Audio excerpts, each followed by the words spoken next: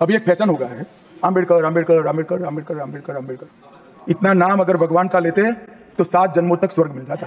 दादाजी के जाने से तो थोड़ा बहुत नुकसान होगा, आम्बेडकर के जाने से मंत्रिमंडल कमजोर नहीं होता है। बाबा साहब ने कभी नहीं चाहा कि केवल उनको भगवान बनाकर पूजा जाए। ऐसी डिग्रियां भारत के युवा लेके बैठे हुए हैं। केवल बाबा साहब की फोटो लगा लेने से, उनको केवल माला पहना देने से, उनके नाम की रैली निकाल देने से, उनके नाम का नारा लगा देने से ही भारत का विकास नहीं होगा। जो संविधान में कमियां हैं, जो कानून में कमियां हैं, जो प्रशासन में कमियां हैं, शिक्षा में कितनी पावर होती है, ये बात अगर हमें समझनी है तो हमें बाबा साहब अम्बेडकर के जीवन को देखना चाहिए कि बाबा साहब ने किस प्रकार अपने जीवन से देश को एक नई दिशा एवं दशा दी। उन्होंने जो मार्गदर्शन अपने शिक्षा नीति के आधार पर, अपने परिश्रम के आधार पर जो भारत देश को दिखाया, उसके आधार पर भारत का एक ऐसा बेस, एक ऐसा आधार तैयार हो गया जिसके माध्यम से देश लगातार आगे बढ़ रहा है।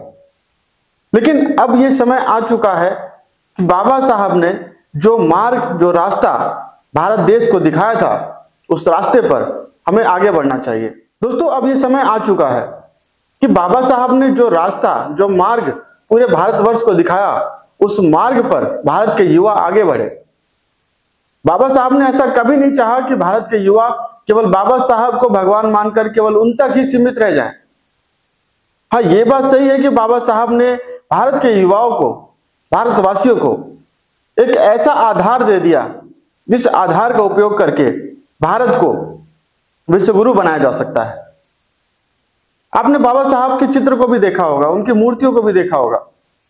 एक हाथ में किताब और एक हाथ से वो मार्ग की तरफ इशारा करते हैं। यानी उन्होंने एक ऐसी आधारशिला तैयार कर दी है जिस पर यदि हम उनकी आधारशिला को देखकर, उनके जो सिद्धांत हैं उनको देखकर अगर हम आगे नहीं बढ़े तो ये उनके सपने तोड़ने वाली बात होगी।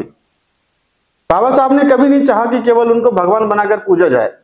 बाबा साहब यही चाहते थे कि जो दुख तकलीफ उन्होंने सही, जिन कमियों की वजह से भारत पिछड़ा रहा, वो सब कमियां छोड़कर भारत आगे बढ़े, भारत के युवा आगे बढ़े, उसके लिए उन्होंने मेहनत की।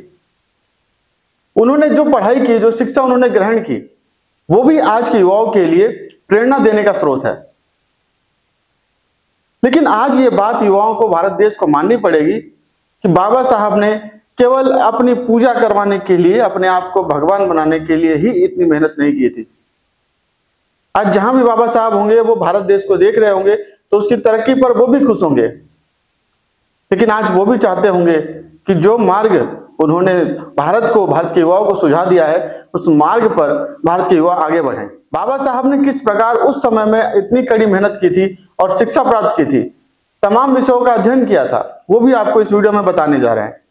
लेकिन इस वीडियो के अंत में आपको एक ऐसी चीज बताने वाले हैं जो बाबा साहब दिल से चाहते थे, और आज वो समय आ चुका है कि अब भारत में परिवर्तन लाने के लिए भारत के युवाओं को उस विषय पर काम करना पड़ेगा। तो आइए जानते हैं बाबा साहब की जो शैक्षणिक योग्यता है वो कैसी है। हालांकि हम इसकी प्रामाणिकता नहीं देख करते हैं क्योंकि ये सोशल मीडिया से प्राप्त हुआ तथ्य है, लेकिन आपको उसके बारे में हम बता रहे हैं। बाबा साहब ने अपनी प्रारंभिक शिक्षा, अपनी एलिमेंट्री एजुकेशन सतारा स्कूल से प्राप्त की। उसके बाद बाबा साहब ने मैट्रिकुलेशन 1907 में एल्फिंस्टोन हाई स्कूल से की। इसके बाद सीनियर सेकेंडरी 1909 में एल्फिंस्टोन कॉलेज बॉम्बे से की। 1913 में बाबा साहब ने बीए की उपाधि प्राप्त की। 1915 में बाबा साहब ने कोलंबिया यूनिवर्सिटी न्यूयॉर्क से एमए की उपाधि प्राप्त की। इसके बाद 1917 में कोलंबिया यूनिवर्सिटी से पीएचडी की उपाधि प्राप्त की। 1921 में बाबा साहब ने लंदन स्कूल ऑफ इकोनॉमिक्स से एमएससी किया। इसके बाद 1920 में बाबा साहब ने ग्रेस इन से कानून की पढ़ाई की। 1923 में लंदन स्कूल ऑफ इकोनॉमिक्स से डीएससी किया। उसके बाद कोलंबिया यूनिवर्सिटी से 1952 में एलएलडी की पढ़ाई पूरी की। उसके बाद 1953 में हैदराबाद भारत से उन्होंने डीलिट की पढ़ाई पूरी की। तो ये बाबा साहब की शिक्षा की कुछ उपलब्धियां थी। इसके अलावा भी बाबा साहब ने बहुत अधिक अध्ययन किया, अनेक देशों के संविधानों का अध्ययन किया। उसके बाद भारत के संविधान में बाबा साहब ने एक अहम भूमिका निभाई थी। दोस्तों, कुछ विवाद सोशल मीडिया पर लगातार होते रहते हैं। हाल ही में अमित शाह की बातों को लेकर विवाद सोशल मीडिया पर किया गया। मान्यवर, अभी एक फैशन हो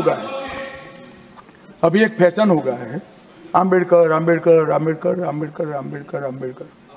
इतना नाम अगर भगवान का लेते तो 7 जन्मों तक स्वर्ग मिल जाता।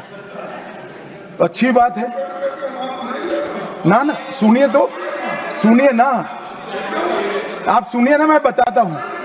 हमें तो आनंद है कि आम्बेडकर का नाम लेते हैं। आम्बेडकर का नाम अभी 100 बार ज्यादा लो, परंतु साच अर्थ में आम्बेडकर जी के प्रति आपका भाव क्या है ये मैं बताता हूं। मान्यवर, आम्बेडकर जी को देश की पहली कैबिनेट से इस्तीफा क्यों दे दिया?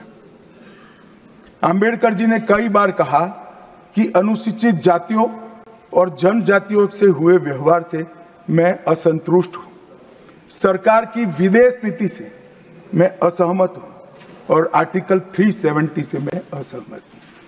इसलिए वो छोड़ना चाहते थे। उनको आश्वासन दिया गया, आश्वासन पूरा नहीं हुआ। उन्होंने इग्नोरेंस के चलते इस्तीफा दे दिया और एक श्री BC रॉय ने पत्र लिखा कि आम्बेडकर और राजा जी जैसे 2 महानुभाव मंत्रिमंडल छोड़ेंगे तो क्या होगा। तो नेहरू जी ने उनको जवाब में लिखा है, दादाजी के जाने से तो थोड़ा बहुत नुकसान होगा, आम्बेडकर के जाने से मंत्रिमंडल कमजोर नहीं होता है। मान्यवर, ये विचार जो खड़गे जी कह रहे हैं ना, क्या आपत्ति है? जिसका विरोध करते हो उसका वोट के लिए नाम देना कितना उचित है?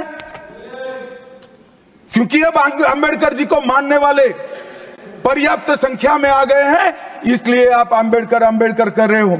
मान्यवर, मुंबई के मेयर ने एक पत्र लिखा था कि मऊ में आम्बेडकर जी का स्मारक बनाना चाहिए।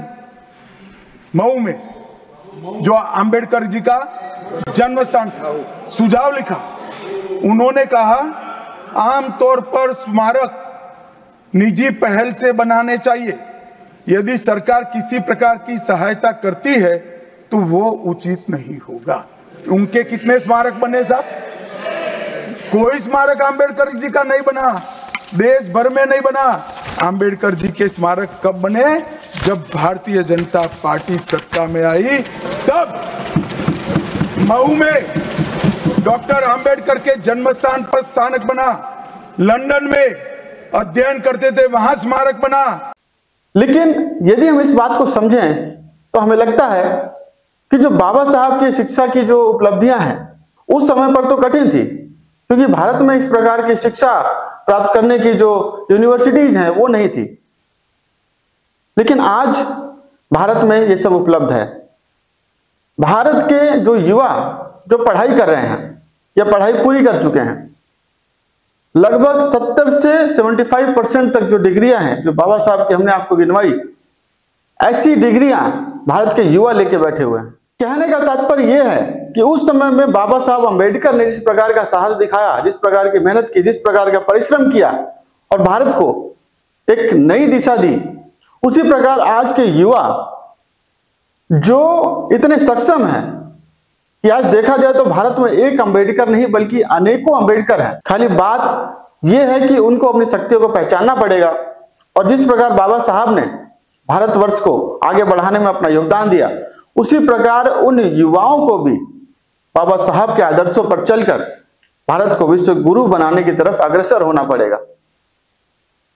कुछ चीजें उस समय पर ठीक थी जो बाबा साहब ने रखा, कुछ बदलाव की आवश्यकता आज समय के अनुरूप है। उसको करने के लिए युवाओं को आगे आना चाहिए और बाबा साहब के सपने को साकार करने के लिए उसमें अपना योगदान देना चाहिए। जहां तक राजनीतिक पार्टियों की बात है तो वो अपनी सत्ता को बरकरार रखने के लिए, अपनी कुर्सी को बरकरार रखने के लिए ऐसी तमाम कोशिशें करेंगी कि भारतवर्ष के युवाओं में फूट पड़े, वो आपसी द्वेष के कारण अपनी शक्तियों को भूल जाए।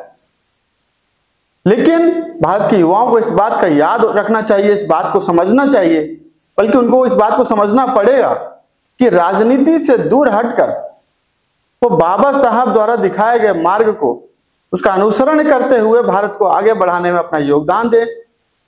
केवल राजनीति के चक्कर में, कुछ राजनेताओं के भाषण पर, उनके वक्तव्य के चक्कर में अपने जीवन को व्यर्थ ना करें। जो उपलब्धियां, जो शिक्षा, जो परिश्रम उन्होंने अपने जीवन में किया है, उसका भारतवर्ष को बहुत ही अधिक आवश्यकता है।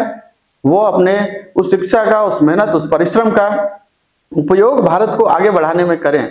इस बात में कोई दो राय नहीं है कि बाबा साहब ने जातिगत शोषण और छुआछूत को लेकर बहुत बड़ा कदम उठाया था, जिसकी वजह से भारत में बहुत अधिक बदलाव आया है। और बाबा साहब हमेशा पूरे भारतवर्ष के लिए प्रेरणा स्रोत रहेंगे।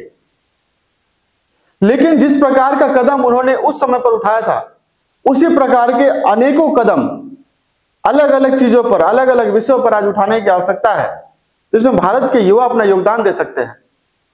केवल बाबा साहब की फोटो लगा लेने से, उनको केवल माला पहना देने से, उनके नाम की रैली निकाल देने से, उनके नाम का नारा लगा देने से ही भारत का विकास नहीं होगा। बाबा साहब को अपना मार्गदर्शक बनाने के साथ साथ, उनको अपना प्रेरणा स्रोत बनाए रखने के साथ साथ भारत के युवाओं को आगे बढ़कर भारत के अंदर जो कमियां हैं, जो कुरीतियां हैं, जो बुराइयां हैं, जो संविधान में कमियां हैं, जो कानून में कमियां हैं, जो प्रशासन में कमियां हैं, जहां भी कमियां भारत के युवाओं को दिखती है, उस कमियों को दूर करने का प्रयास भारत के युवाओं के ऊपर है। उनकी जिम्मेदारी है कि भारत में जो भी कमियां हैं उसको दूर करें, भारत को सर्वश्रेष्ठ बनाने में अपना योगदान दें। तो उम्मीद करता हूं इस वीडियो के माध्यम से एक महत्वपूर्ण जानकारी आप तक पहुंची है, और इस चैनल के माध्यम से आप तक कानून से संबंधित जानकारी हम पहले भी पहुंचाते रहे हैं, आगे भी पहुंचाते रहेंगे। मिलते हैं अगली वीडियो में। आज के लिए इतना ही, तब तक के लिए नमस्कार।